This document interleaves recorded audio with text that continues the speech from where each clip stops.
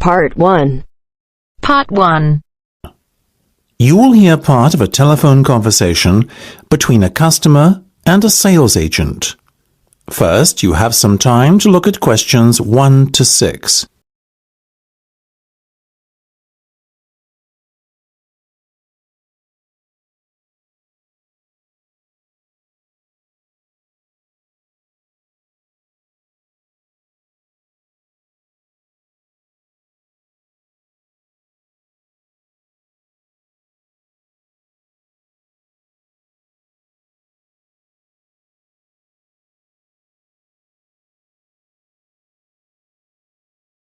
You should answer the questions as you listen, because you will not hear the recording a second time.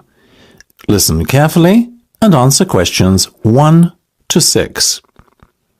Now, before we go any further, could you please confirm your full name for me?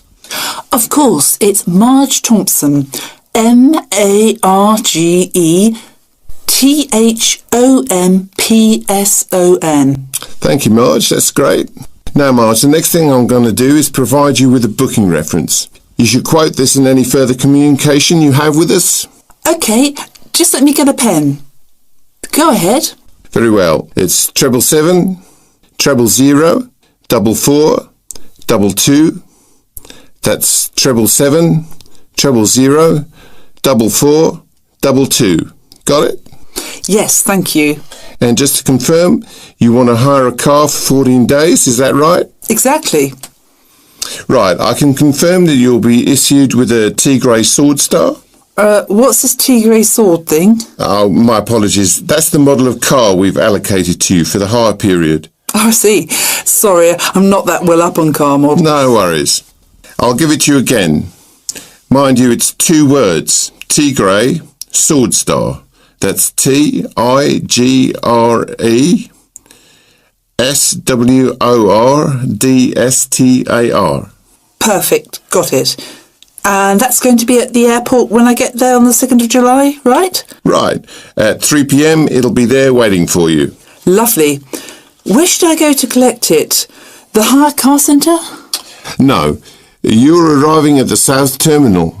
The hire car centre is in the North Terminal Blue Car Park. Instead, your car will be waiting in the South Terminal Blue Car Park. That'll save you a long walk. Oh, even better. And when do I have to have the car back by?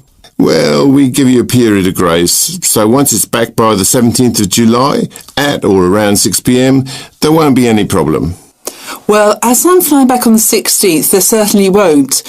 I'll surely have it back by the return date, otherwise I'll be in big trouble. Indeed. Now, what type of insurance would you like? Fully comprehensive, of course. Naturally, right. We'll put you down for the comprehensive then, but I must inform you that there's an excess of £500. After that, you're covered for everything. Fine. That's pretty standard these days. Before listening to the rest of the conversation, you have some time to look at questions 7 to 10.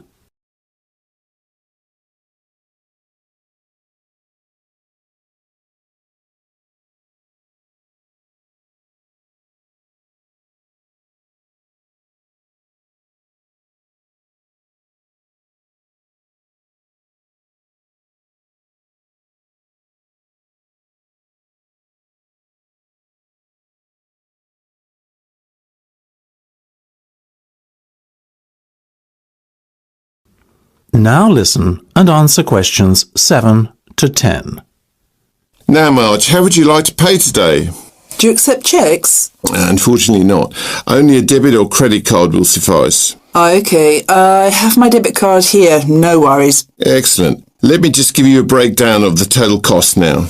It's £280 for the 14-day vehicle hire, and the insurance is an additional £75. Will you be needing a satellite navigation system? How much? £25. No, thank you. I'll use my own. I have one on my mobile. What about the roaming charges? That could amount to even more than £25. Good point. On second thoughts, I'll take the satellite navigation. I also need tyre chains. Is that correct? Not compulsory at this time of year. But I may be travelling up to very high altitudes in the Alps. In that case, perhaps you should hire them too. The change will set you back another £25. No problem. So that's £405 by my calculation. We also have to include 12.5% tax, I'm afraid. Oh, well, if you must. So in total, that's £455.50. Now let me just... That is the end of part 1. You now have half a minute to check your answers.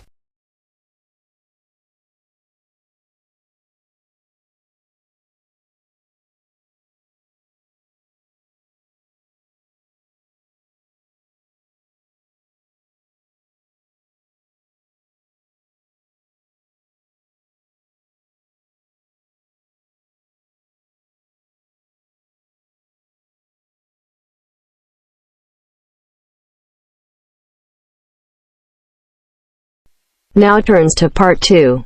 Part 2. You will hear an extract from a talk about employment interviews. First, you have some time to look at questions 11 to 14.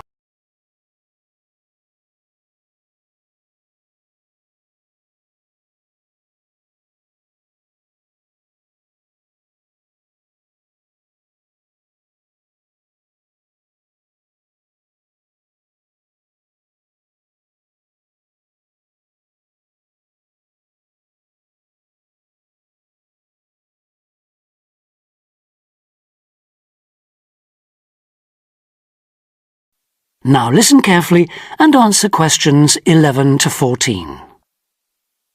Today I have with me Sandy Richardson of the local Workforce Center, and she'll be talking about that critical step towards the goal of employment, the interview. Sandy, what is an interview for, and what's the best way to approach it? A job interview is simply a meeting between you and a potential employer to discuss your qualifications and see if there is a fit. The employer wants to verify what they know about you and talk about your qualifications. If you have been called for an interview, you can assume that the employer is interested in you. The employer has a need that you may be able to meet, so it's your goal to identify that need and convince the employer that you're the one for the job. As everyone knows, interviews can be stressful, but when you're well prepared, there's no reason to panic. Preparation is the key to success in a job search, and you can begin by collecting together all the documents you may need for the interview, such as extra copies of your resume, lists of references, and letters of recommendation. You could also take some work samples, selecting from what you have designed, drawn, or written, for instance. And make sure you have a pen and pad of paper for taking notes. The next step is to find out about the post. The more you know about the job, the employer, and the industry, the better prepared you will be to target your qualifications. Always request a job description from the employer and research employer profiles at the Chamber of Commerce or local library. You could also try to network with people who work for the company or with employees of companies associated with it. The next step is to match your qualifications to the requirements of the job. A good approach is to write out your qualifications along with the job requirements. Think about some standard interview questions and how you might respond. Most questions are designed to find out more about you, your qualifications, or to test your reactions in a given situation. If you don't have any experience or skills in a required area, think about how you might compensate for those deficiencies. Before you hear the rest of the talk, you have some time to look at questions 15 to 20.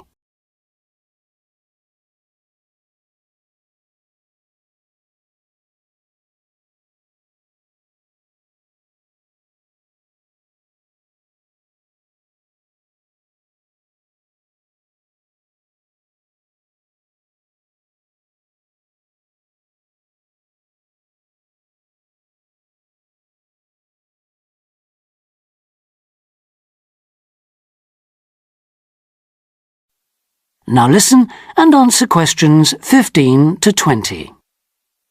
During an interview, it's important that you be yourself. Get a good night's sleep and plan your travel to be there in plenty of time so that you're not arriving out of breath with 30 seconds to spare.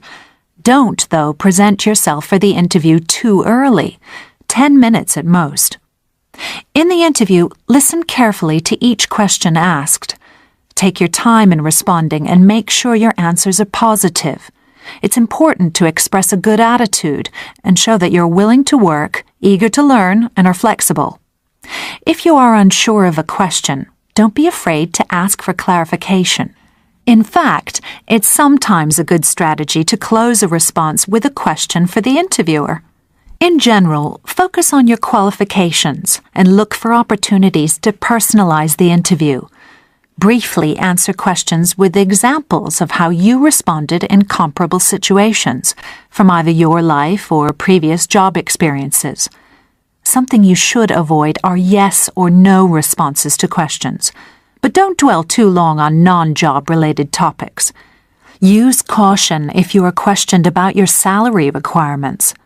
The best strategy is to avoid the question until you have been offered a job. Questions about salary asked before there is a job offer are usually screening questions that may eliminate you from consideration, so be warned. On the other hand, it isn't inappropriate to show your enthusiasm if your first impressions of the interview and of the employer are good ones. So, if the job sounds like what you are looking for, say so.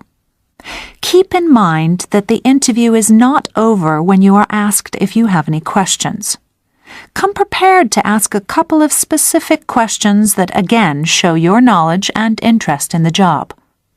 Close the interview in the same friendly, positive manner in which you started. When the interview is over, leave promptly. Don't overstay your time. Think about the interview and learn from the experience. Evaluate the success and failures. The more you learn from the interview, the easier the next one will become. You'll become much more confident. To close, here are a few more tips. First, maintain good eye contact throughout the interview and be aware of nonverbal body language. Second, dress a step above what you would wear on the job. Go to the hairdressers, have a shave, etc. Remember that your appearance is a key indicator of whether you have the right attitude, so it can pay to give some thought to how you look. And finally, don't be a clock watcher. That is the end of part 2. You now have half a minute to check your answers.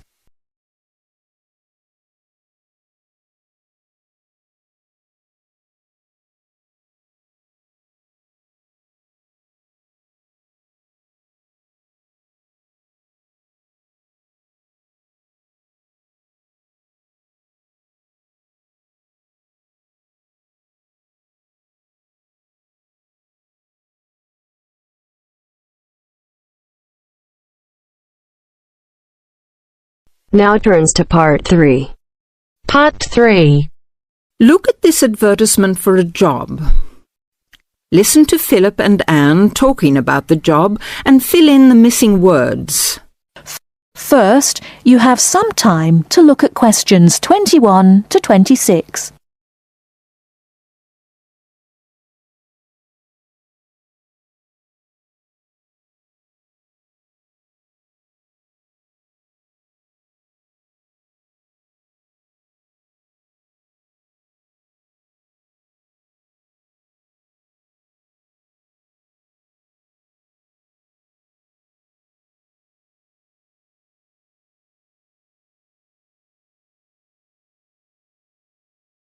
Now listen carefully and answer questions 21 to 26. Look, here's one that might interest you. What is it? Are you sure?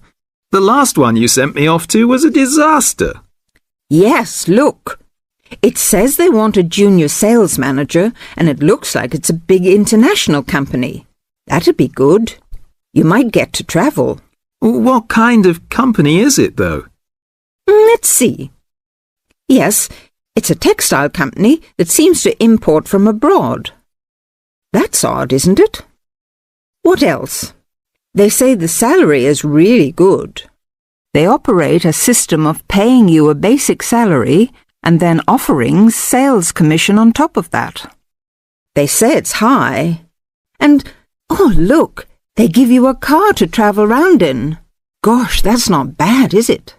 Do they say anything about experience? Let's see. No, they want someone young with ambition and enthusiasm. Oh yes, they want graduates, so that's okay. You've been to university. Now what else? Let's see. There must be some catch. No, the only thing is you have to travel. But then that's what the company car's for. Oh, and you have to be able to get on well with other people, because it says you have to be good in a team. Perhaps I'll have a closer look at that one. Before you hear the rest of the talk, you have some time to look at questions 27 to 30.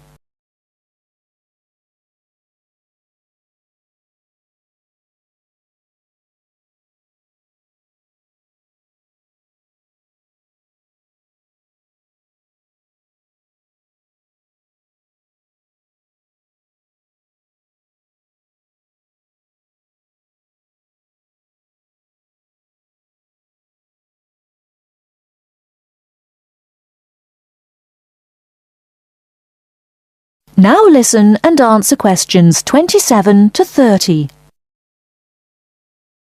Now, could you tell us more about what you do in your department? I mean, what research are you actually doing at the moment?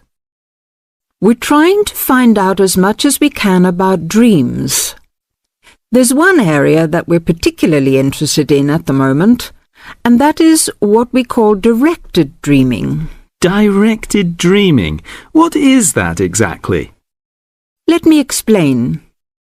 You know, sometimes, if you're having a dream and you wake up in the middle of it, you can sometimes go back to sleep again and go back to the dream. Yes. Well, that is similar to what we call directed dreaming.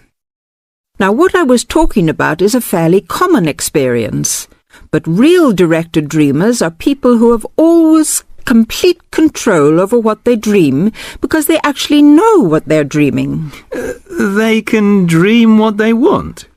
Yes, nearly. Can anyone develop this ability? Well, that's one of the things that we would like to find out.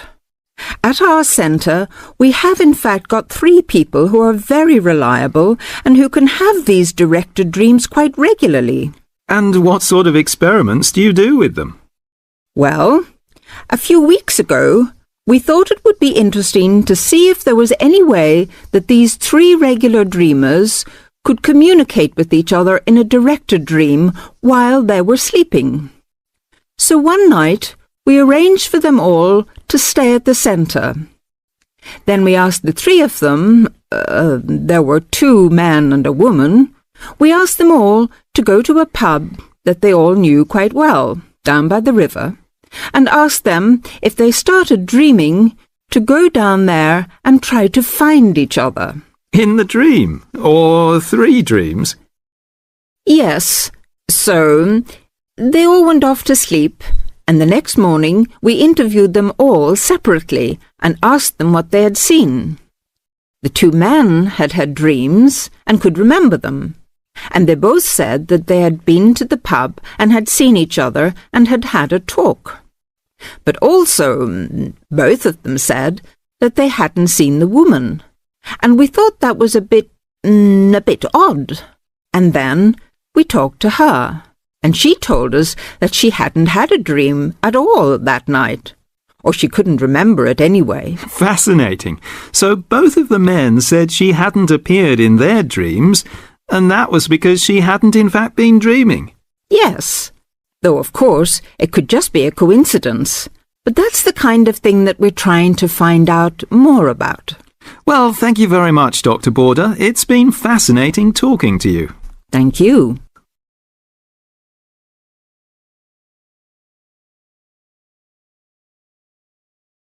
That is the end of part 3. You now have half a minute to check your answers.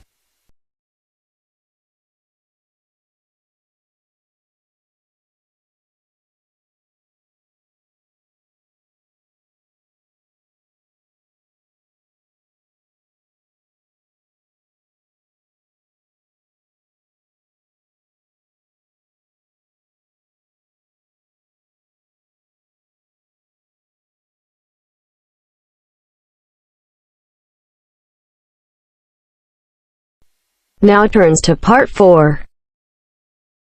Part 4. Listen to the following talk between two friends and answer the questions. First, you have some time to look at questions 31 to 40.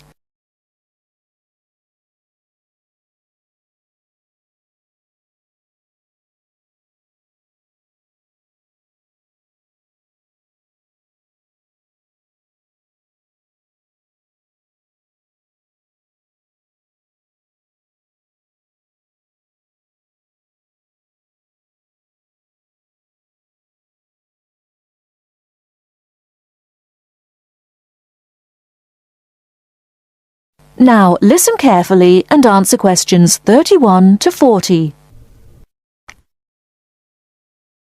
Do you know what, Tom? It won't be long before we'll all be travelling to space in a cable car. A cable car? What do you mean? A sort of skylift? Well, yes, I suppose so. You must be joking. Where on earth did you get that idea from? Oh, I've just been reading it in a book called Apes to Astronauts by Adrian Berry. He's the science correspondent of the Daily Telegraph, so he should know what he's talking about. He says, wait a minute, I've got it here, page 28. A cable car to the heavens. Oh, honestly, Jane, you surely don't believe all that stuff you read in those sci-fi books? It's not science fiction, it's a fact. Hang on, I'll read you what he says.